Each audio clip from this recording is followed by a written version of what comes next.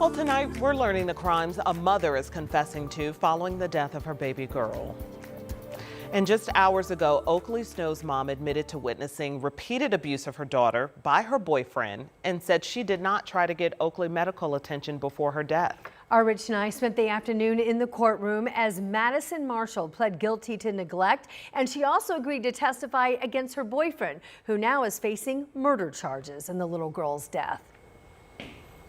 The plea deal calls for 24-year-old Madison Marshall to receive a 25-year prison sentence for her role in the death of her not quite 2-year-old daughter, Oaklee Snow, in February 2023. Marshall admitted in court that her boyfriend at the time, Roan Waters, repeatedly abused Oaklee inside a drug house on the south side of Indianapolis. Marshall admitted to hiding Oaklee's injuries with makeup before she died.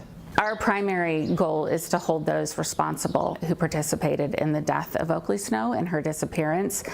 So to be able to get a conviction for Miss Marshall that holds her accountable for her role in Oaklee Snow's death is important to the state, as well as the fact that now she can be a witness to help us in our continued prosecution. Marshall admitted in court that she was in the house when Oaklee suffered her fatal injury, and that she saw blood coming from Oaklee's mouth, and that she as a mother did not seek medical attention for her daughter. She is now an important witness in the state's case. She's obviously the one person who was there when these events occurred. Marshall and Waters abandoned her even younger infant son and left town.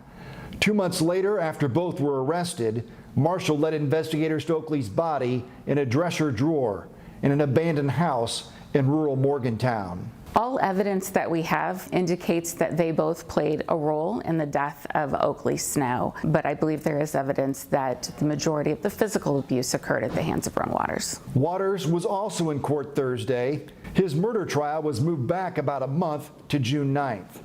At the Marion County Community Justice Campus, Rich Nye, 13 News.